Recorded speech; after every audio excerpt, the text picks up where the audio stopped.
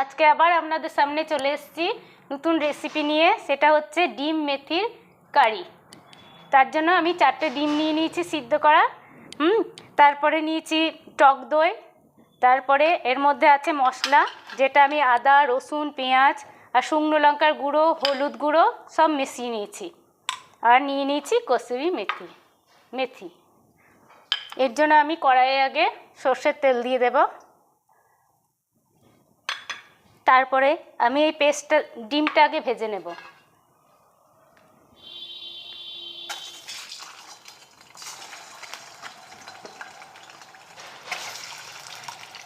ডিমগুলো লাল লাল করে ভেজে নেব।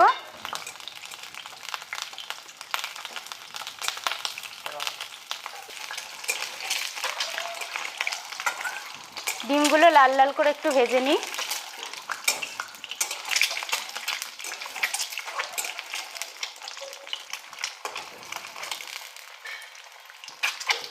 হ্যাঁ, ডিমগুলো আমার এবার মোটামুটি লাল লাল হয়ে গেছে। এবার তুলে নেব।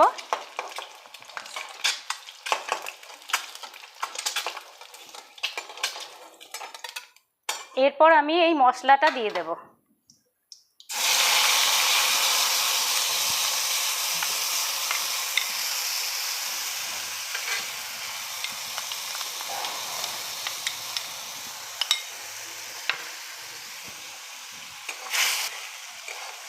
মশলাটা এবার ভাজা ভাজা হয়ে এসছে, এই যে তেল ছেড়ে এসছে।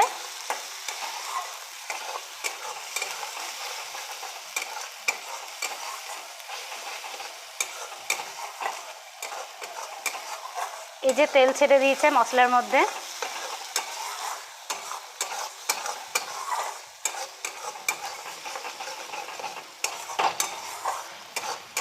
এরপর আমি এর মধ্যে ডিমগুলো দিয়ে দেব।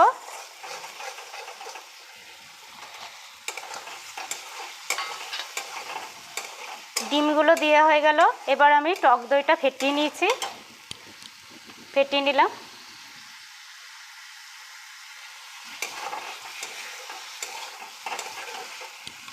এবার আমি টক দইটা এর মধ্যে দিয়ে দিলাম।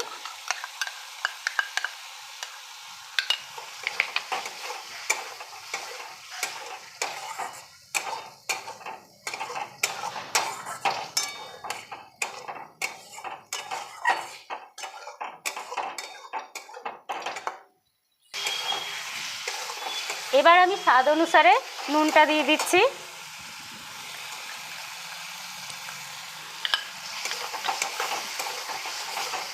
নুন দিয়ে দিলাম। এবার আমি ওই মশলার বাটিতে, যেটা মশলা বাটি ধোয়া জলটা আমি দিয়ে দিচ্ছি।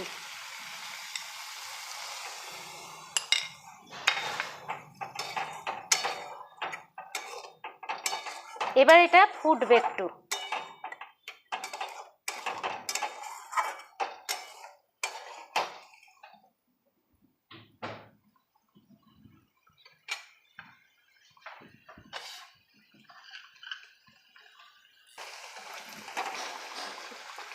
হ্যাঁ, এবার বন্ধুরা হয়ে এসছে। এরপর আমি এই কসুরি মেথিটা দিয়ে নামিয়ে নেব।